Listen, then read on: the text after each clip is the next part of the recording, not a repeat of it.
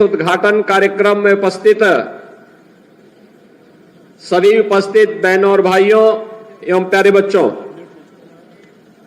मैं सबसे पहले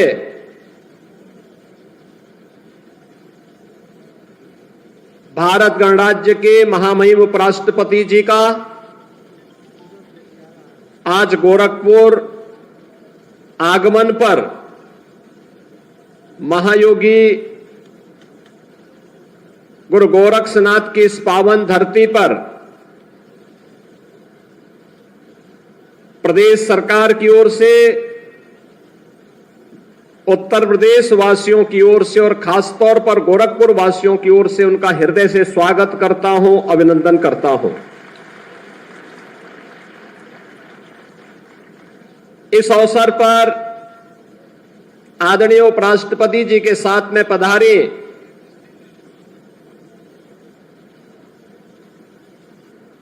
डॉक्टर आदरणीय सुदेश धनखड़ जी का की आजादी की लड़ाई में 1857 के प्रथम स्वातंत्र समर के दौरान शहीद बंधु सिंह के नेतृत्व में अनेक क्रांतिकारियों ने विदेशी हुकूमत की चूलों को हिलाने का काम किया था। तो आजादी के उस आंदोलन के दौरान चोरी चोरा की 1922 में घटित घटना भी भारत के इतिहास में इस संघर्ष को एक नई गति देता है। गोरखपुर यह भारत की पौराणिक और ऐतिहासिक पृष्ठभूमि की पावन भूमि है। प्राकृतिक संसाधनों से परिपूर्ण है। पौने 200 किलोमीटर की दूरी पर श्री राम जन्मभूमि अयोध्या और 250 किलोमीटर की दूरी पर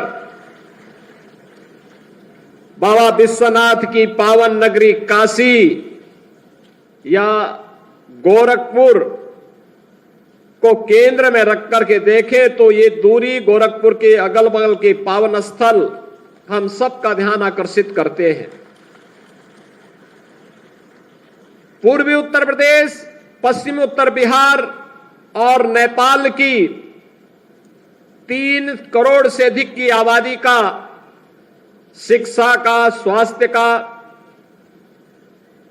व्यापार और रोजगार का प्रमुख केंद्र भी गोरखपुर है।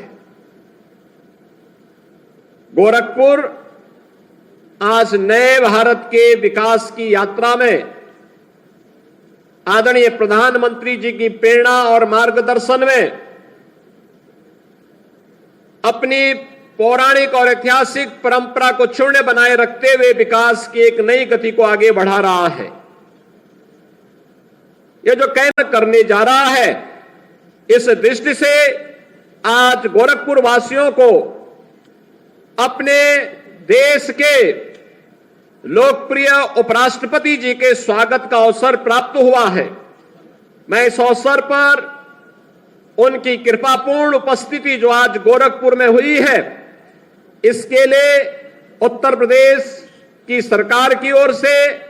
आप सभी जनता जनार्दन की ओर से और सैनिक स्कूल परिवार के सभी छात्र छात्राओं की ओर से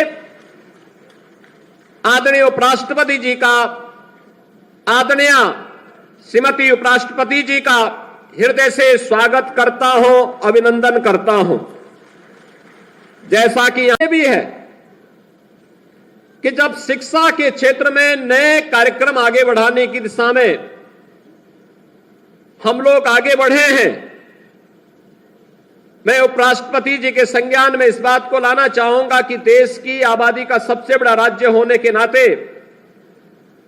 अकेले बेसिक शिक्षा परिषद के अंदर हमारे पास उत्तर प्रदेश सरकार के द्वारा संचालित 1,56,000 से अधिक स्कूल मौजूद हैं।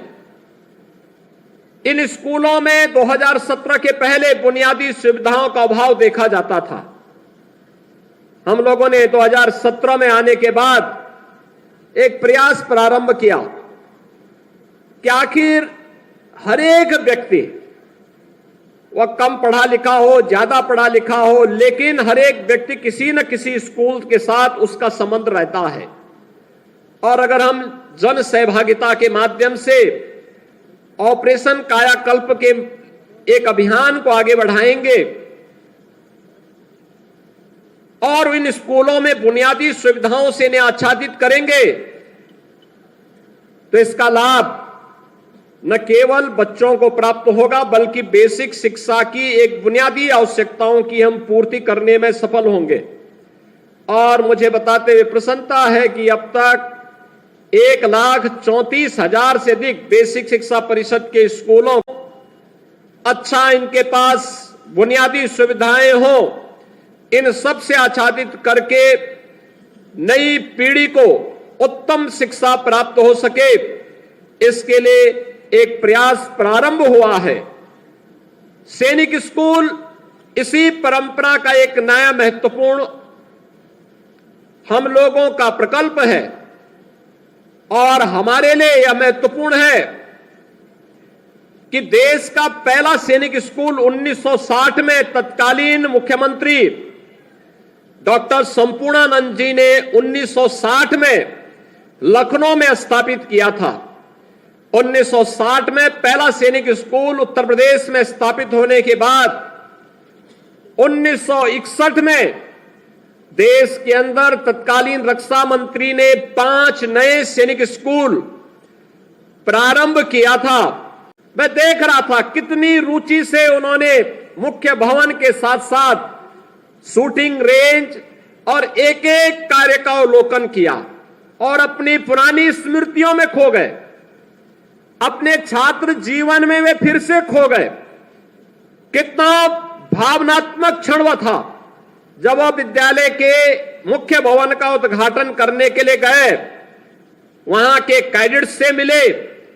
तो उन्हें लग रहा था जैसे स्वयं भी एक सीनियर छात्र के रूप में उन छात्रों का मार्गदर्शन कर रहे हैं, उन्हें अपना आशीर्वाद प्रदान कर रहे हैं।